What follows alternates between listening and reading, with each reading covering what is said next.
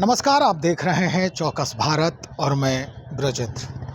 खान एवं भूतत्व विभाग फील्ड मंत्रालय जो है वो उप मुख्यमंत्री के हाथ में है, विजय सिन्हा जी के हाथ में है।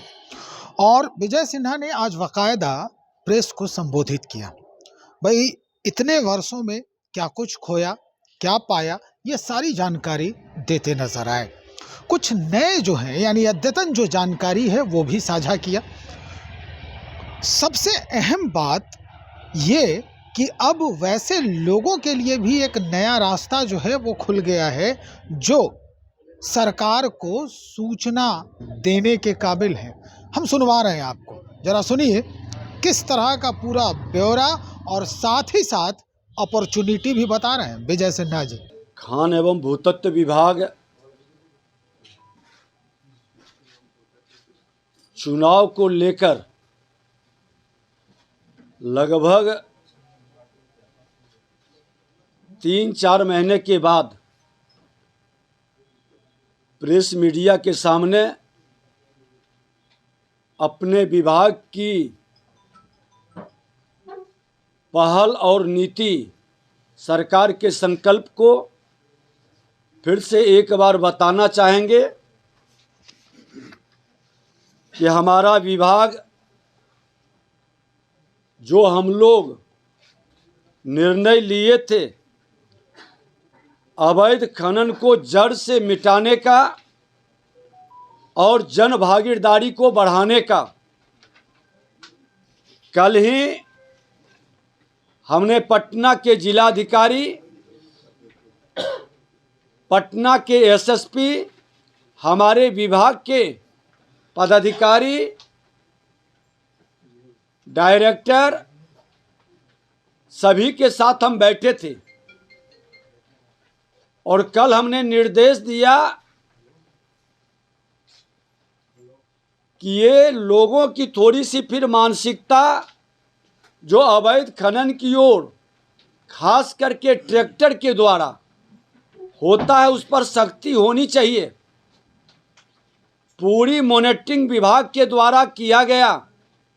हमारे सेक्रेटरी और डायरेक्टर भी कल पूरी तरह से सजगता के साथ डीएम और पटना एसपी दोनों के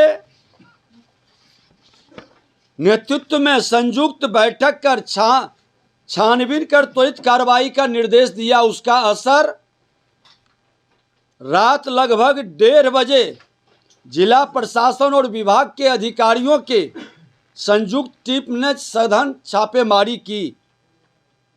इस क्रम में पाटलिपुत्र रेल परिसर के पास बालू मंडी बनाकर अवैध बालू बिक्री करते हुए पाया गया। वहां अवैध बिक्री में जुटे 28 ट्रैक्टर को टोली सहित जब्त किया गया। उक्त सभी वाहनों के मालिक के विरुद्ध दीघा थाने में एफआईआर भी किया गया है और एफआईआर की कॉपी भी उपलब्ध है। सभी 28 ट्रैक्टर पर बिहार खनिज नियमावली 2019 के तहत 56(1) के उल्लंघन के विधि सम्मत कार्रवाई की जाएगी। नियमावली के नियम 56(2) में अवैध खनन, परिवहन और बिक्री के लिए दंड और वसूली का भी प्रावधान है। इन नियमों के आधार पर जब्त किए गए ट्रैक्टर पर कुल 32 लाख रुपए का दंड अधिरोपित किया जाएगा। भोजपुर जिले के चांदी थाने में भी ऐसा ही एक सघन छापेमारी अभियान चलाया गया विभाग की ओर से, जिसमें अवैध बालू बिक्री में संलिप्त 9 ट्रैक्टर ट्रॉली को सीज कर एफआईआर दर्ज किया गया। विभाग के मंत्री के रूप में हमने कई बार स्पष्ट कर चुके हैं, सरकार की नीति और नीयत साफ है। अवैध खनन किसी भी कीमत पर बर्दाश्त नहीं किया जाएगा और जिस थाने क्षेत्र के अंदर ये गाड़ी पकड़ाई है हमारे विभाग का जो इंस्पेक्टर है खनन विभाग का, उसका स्पष्टीकरण लेकर के उस पर हम कार्रवाई करेंगे। और पुलिस विभाग भी उस थाने से स्पष्टीकरण लेके 24 घंटा के अंदर कार्रवाई करे।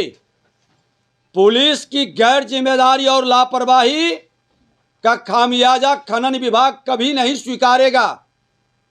जिस थाना क्षेत्र के अंदर बालू का ट्रैक्टर गुजरता है वहां सभी थाने में सीसीटीवी कैमरा लगा है। सारे सीसीटीवी कैमरा को निकालने का हमने डीएम और एसएसपी को या संबंधित जिला के एसपी डीएम को हमने निर्देश दिया है कि उस थाना से गुजर रहा वहां का थाना प्रभारी क्या कर रहा है। ये थाना प्रभारी की लापरवाही किसी भी कीमत पर स्वीकार नहीं होगी। बिहार के माननीय मुख्यमंत्री कानून का राज स्थापित करने का साफ निर्देश दिए हैं और हम कथनी करनी एक करते हैं, जमीन पर एक्शन कर करके हमारे विभाग के लोग दिखाएंगे। जिनकी लापरवाही नजर आएगी कोई मर्सी उनके साथ नहीं होगा। आज 15 अक्टूबर से फिर से बालू खनन की गतिविधि शुरू हुई है। आचार संहिता और पूरा चुनावी प्रशासन के कारण थोड़ी सी कहीं न कहीं इसमें निष्क्रियता या ढिलाई रही, लेकिन हमने फिर से कुछ असामाजिक तत्व इसका लाभ उठाकर जो खेल खेलना चाह रहे हैं वो कतई बर्दाश्त नहीं होगा। और सामाजिक और आपराधिक तत्वों से साफ तौर पर कहना चाहेंगे कि अवैध खनन ओवरलोडिंग आप बंद करें, नहीं तो बड़ी कार्रवाई आप पर होगी। और मीडिया के लोकतंत्र के चौथे स्तंभ को भी संज्ञान में किसी भी हिस्से में अवैध खनन परिवहन बिक्री का मामला आता है तो मैं अपने बिहारी योद्धा जो कि ओवरलोडिंग अवैध खनन का गाड़ी पकड़वाता है 10,000 रुपये का इनाम देते हैं। हमारे YouTuber, social media, press media के लोग जिनके द्वारा इस तरह के सूचना देने पर वह पकड़ा जाएगा, हमारा ऑपरेशन सफल होगा, हम उनको भी पुरस्कृत करेंगे। ये खुला बिहार के अंदर बिहार के मुख्यमंत्री नीतीश कुमार जी के नेतृत्व में ये एक्शन हमने शुरू किया है और हम अपने उस प्रेस मीडिया को भी बिहारी योद्धा के रूप में वो चाहेंगे तो हम सार्वजनिक तौर पर भी सर्टिफिकेट इशू करेंगे। हमने उनकी गोपनीयता को भंग नहीं होने देते हैं ताकि ऐसे लोगों पर किसी तरह का सामाजिक तत्व का कुप्रभाव न पड़े। और फिर से मैं कहना चाहूँगा कि हमारे विभाग के अंदर आज कई जो अच्छे कार्य किए गए हैं। हमारे बृहत खनन में बैठे हैं सेक्रेटरी, हम उस ओर भी कई कदम बढ़ा रहे हैं जिसका रिजल्ट बहुत जल्द आएगा। काफ़ी अच्छा काम हमारे विभाग के पदाधिकारी कर रहे हैं और ये सुखद संयोग है कि कई सेक्रेटरी का अनुभव हमें मिला है। सबसे पहले इस विभाग में आए थे लगभग 1.5 वर्ष का तो हमारे रवि मनु भाई परमार जी का, मिहिर बाबू का, नवदेश्वर लाल जी का और अभी श्री दिवेश सेहरा जी का 4-4 सेक्रेटरी का अपना अनुभव इस विभाग को बेहतर बनाने में योगदान दिए हैं। और निदेशक के रूप में विनोद दोहन जी, जिनका तबादला अररिया के जिला पदाधिकारी के रूप में हुआ है, हमारी बधाई है। लेकिन सेक्रेटरी और मंत्री बदलते रहे, जो पॉलिसी बिहार सरकार ने खनन नीति की बनाई है उसमें कोई कोताही नहीं बरता जाएगा। हर हाल में एक्शन होगा। राजस्व का गड़बड़ी करने वाले बचेंगे नहीं, वो दंडित होंगे। जनता के हित में बेहतर काम करने का जो मेरा संकल्प है वो जारी रहेगा। और ज़मीन के मामले में हम लोगों ने विभाग के स्तर पर निर्णय लिया था कि कोई अपने ज़मीन से मिट्टी अपने काम के लिए ले जाएंगे, कोई भी थाना प्रभारी या खनन विभाग के लोग उसे परेशान नहीं करेंगे और न उसको इंस्पेक्टर राज का आभास कराएंगे। कोई गलत करता है तो नियमतः कार्रवाई होगी जो कॉमर्शियल एक्टिविटी में उपयोग करेंगे। खनन विभाग पूरी तरह से जनता के हित में भयभीत करने के लिए नहीं, हम रोजगार बढ़ाने के लिए और बिहार की जनता की सेवा के लिए, राजस्व बढ़ाने के लिए काम कर रहे हैं। और हमारा ये टोल फ्री नंबर आज भी जारी है। जो अवैध खनन की जानकारी देंगे बिहारी योद्धा पुरस्कार पाएंगे। ट्रैक्टर पकड़वाने वाले को 5,000 रुपया का पुरस्कार, ट्रक एवं अन्य बड़े वाहन पकड़वाने वाले को 10,000 रुपये का पुरस्कार। हेल्पलाइन नंबर है, फिर से दोहरा देते हैं, 0612221536 व्हाट्सएप नंबर है 94,722 38,821 9472238821 9473191437 और एक और नंबर है 9122414564। ये हमारा पूरे बिहार के लोगों को इस नंबर पर जो बिहारी योद्धा, यूट्यूबर, प्रेस मीडिया के बंधु डिटेल भेजेंगे, हम उनको पुरस्कृत भी करेंगे, क्योंकि आप बिहारी योद्धा के रूप में बिहार की जनता की सेवा के लिए और बिहार के राजस्व से बिहार को प्रगति के लिए आप योगदान कर रहे हैं। ऐसे लोगों को हम नमन करेंगे और ऐसे विवरण देने वाले हमारे योद्धा को सम्मानित करेंगे। आप सब अवगत होंगे कि गवर्नमेंट ऑफ इंडिया, भारत सरकार का बहुत फोकस रहा है मेजर मिनरल्स पे, खासतौर पे स्ट्रेटेजिक मिनरल्स पे और वैसे मिनरल्स पे जिनको हम लोग नॉर्मली, जो हम कहते हैं कि हम मोबाइल्स, डिफेंस टेक्नोलॉजी, इन सब में यूज़ करते हैं। उसी फोकस के तहत बिहार और बिहार सरकार के सहयोग के साथ GSI, that is geological survey of India, MECL, इन लोगों ने एक्सप्लोरेशन एक्टिविटीज़ की थी। उस एक्टिविटीज़ के तहत 12 ऐसे हमारे mines, that is major minerals के माइंस पाए गए थे, जिसमें कि एक्सप्लोरेशन या प्रोस्पेक्टिंग या माइनिंग एक्टिविटी की जा सकती है। जो नियम है, उस नियम के तहत उनकी नीलामी, कुछ की नीलामी बिहार सरकार ने की, कुछ की नीलामी भारत सरकार ने की और अगले ट्रांच में 7 की नीलामी भारत सरकार करेगी। इस प्रकार टोटल हमारे 12 मेजर मिनरल ब्लॉक्स हैं और ये मेजर मिनरल ब्लॉक्स आने वाले समय में नीलामित होकर के 5 हो चुके हैं। बाकी 7 आने वाले समय में शीघ्र भारत सरकार नीलामी करेगी। ये माननीय मंत्री जी के साथ हमारे माननीय मुख्यमंत्री जी की बातचीत हो चुकी है। इसी में फर्दर बताना चाहेंगे कि ये सिर्फ 12 पे रुकने वाला नहीं है। फर्दर एक्सप्लोरेशन एक्टिविटीज़ अभी भी जारी हैं और एक्सप्लोरेशन में कुछ फर्दर एक्सप्लोरेशन के ब्लॉक्स भी मिले हैं, उनके लिए भी भारत सरकार से अनुरोध किया जा सकेगा। इसमें मेन जो हमारे मेजर मिनरल्स हैं, वो मेजर मिनरल्स के ब्लॉक साउथ बिहार में पाए गए हैं और इन साउथ बिहार के ब्लॉक्स में एक्सप्लोरेशन की एक्टिविटी जैसे ही वो कंपनीज जिनको लाइसेंस मिला है समाप्त करेंगी, उनमें माइनिंग की एक्टिविटी शुरू हो जाएगी।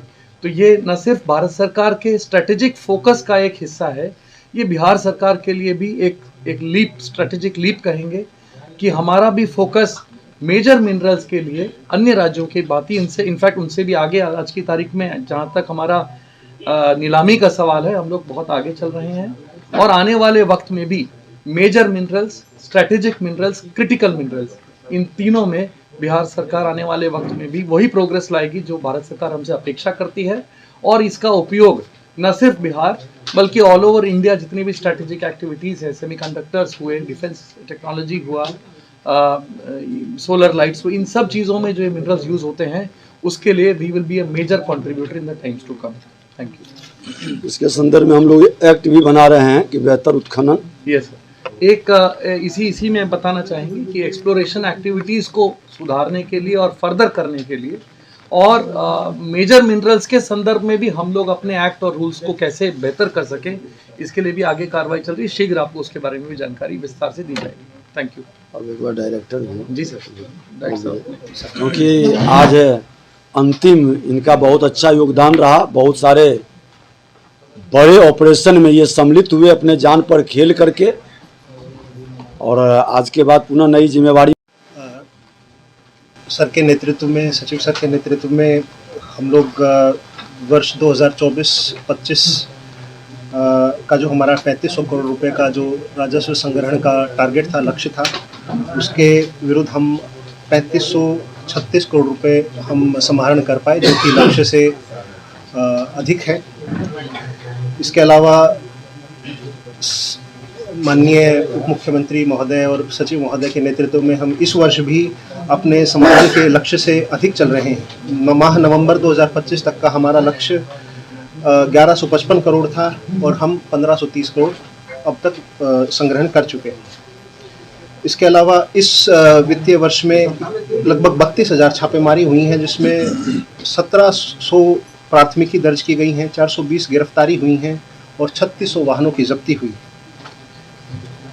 इसके अलावा जो कार्य विभागों की परियोजनाओं में जो खनिज का उपयोग हो रहा है, उसकी भी एक अभियान चला के चेकिंग की जा रही है। परिवहन चालान और परमिट समर्पित नहीं करने पर संवेदक के विपत्र से स्वामित्व का 25 गुना राशि वसूलने का प्रावधान है। इसका अक्षरशः पालन हो, इसको सुनिश्चित किया जा रहा है। इसके अलावा जो अवैध खनन और परिवहन में जो जब्त बालू होता है, उसकी बिक्री, उसका पुनः नीलामी जल्द से जल्द हो, इसके लिए ये सुनिश्चित किया जा रहा है। इसके अलावा पिछले लगभग 1 वर्ष में 21 पदाधिकारी ऐसे हैं जिस पे अगर कोई कहीं कोई कोताही बरती गई है तो उस पर कार्रवाई हुई है। और इस संबंध में मैं माननीय उप मुख्यमंत्री महोदय और सचिव सर का बहुत बहुत धन्यवाद करता हूं कि उन्होंने अपने मार्गदर्शन में इतना अच्छे ढंग से हम सब लोगों को ये इन्वायरमेंट प्रोवाइड किया कि हम अच्छे से काम कर पाएं। एक चीज़ मैं बता दूं कि डोरीगंज में जो अवैध बालू का सबसे बड़ा केंद्र था, 3000 ट्रक हेलीकॉप्टर से सेक्रेटरी, हम, हमारे डायरेक्टर, सब लोग दिन में पूरा वीडियोग्राफी करवाए थे, समूचा सर्वे किया था। रात में 1:30 बजे के लगभग डायरेक्टर, सेक्रेटरी और हम बैठ के निर्देशित और डायरेक्टर फील्ड में जाकर 3000 ट्रक के लगभग बालू पकड़ाया डोरीगंज में। हमारे गृह मंत्री माननीय सम्राट चौधरी जी ने बोला है कि 15 दिन के अंदर हम नीलामी कराएंगे। डोरीगंज के अंदर अभी भी मेरा बालू पड़ा हुआ है।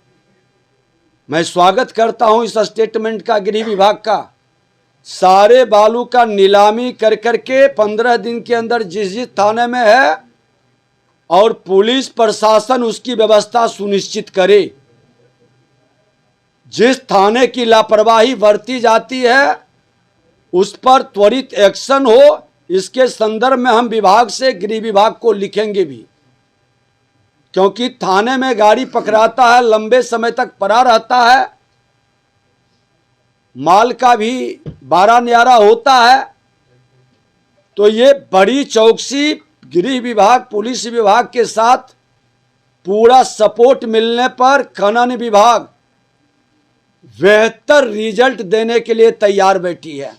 सर, एक सवाल है कि पिछले 4-5 अधिकारी बदल गए, तो क्या कारण रहा? क्या वजह? प्रशासनिक स्तर पर मुख्यमंत्री जी का अधिकार क्षेत्र है, वो आवश्यकता के अनुसार पदाधिकारी कम है, तो लोगों की एक एक पदाधिकारी को कई जिम्मेवारी दी जाती है। लेकिन जो भी पदाधिकारी आए मेरे विभाग के अंदर नए विजन को लेकर के और हम लोगों को कोऑपरेट किए, इसीलिए इतनी बड़ी सफलता मिली है। और आगे भी हमारे जो पदाधिकारी, नए पदाधिकारी आते हैं, थोड़ा समय लगता है उनको समझने में, विभाग को जानने में, लेकिन पदाधिकारी और मंत्री बदलते रहेंगे। सरकार की पॉलिसी और नीति इतनी पारदर्शी बना दी गई है कि कोई गड़बड़ी नहीं कर पाएंगे। हमारे सेक्रेटरी साहब, डायरेक्टर साहब तो आज जा रहे हैं, हम उसको निकलवा कर देखेंगे, लेकिन आपको जानकारी दे दें कि इलेक्शन था, इलेक्शन के पीरियड में भी मुझे आप लोगों ने दिया था, जो लोग आए थे, हमने तुरंत फाइल पर लिखा कि इस पर इमीडिएट कार्रवाई करके, और इन लोगों ने एक कमेटी बनाए थे डायरेक्टर के नेतृत्व में, उसका रिपोर्ट भी आ गया है। FIR हर जिले के अंदर शुरू हो गई है हो चुकी है इससे कई जिलों में। और कई जिलों में FIR हुआ। उसका फाइनली एक बार हम समीक्षा करेंगे, क्योंकि वो NIC से जुड़ा हुआ है और उसमें कई लोग संलिप्त हैं। जो भी आता है जानकारी हम लेकर उसके तथ्यों को सही लगता है, उसमें एक्शन में कोई कमी नहीं होती है। धन्यवाद। स्पष्ट हो गया होगा कि अवैध जो बालू खनन करने वाले लोग हैं उनकी जानकारी अगर कोई भी व्यक्ति देता है, सार्वजनिक किया जा रहा है। ये जो नंबर आप स्क्रीन पे देख रहे हैं, इस नंबर पे व्हाट्सएप कर सकते हैं, कॉल करके जानकारी दे सकते हैं सेक्रेटरी को इस विभाग के, और जो उसके लिए यहाँ पर काबिज किए गए हैं लोग, उनको आप ये जानकारी दे सकते हैं और उसके बाद गुप्त रखा जाएगा हर इन्फॉर्मेशन आपका। अगर आप चाहते हैं कि सरकार के तरफ से आपको इसके लिए योद्धा के तौर पे पुरस्कृत किया जाए तो वो भी सुविधा है यहाँ, लेकिन ये स्थिति कब आएगी ये आप समझें। तो चलिए हम आपको सारा ब्यौरा जो है वो दिखा रहे थे कि कब कब क्या हुआ है, कितने रुपयों की उगाही हुई है इस विभाग के तहत और क्या कुछ नया होने वाला है इस विभाग को लेकर। बने रहिए हमारे साथ, ऐसे ही खबरों को लेकर बहुत जल्द हाजिर हो रहे हैं। बहुत शुक्रिया।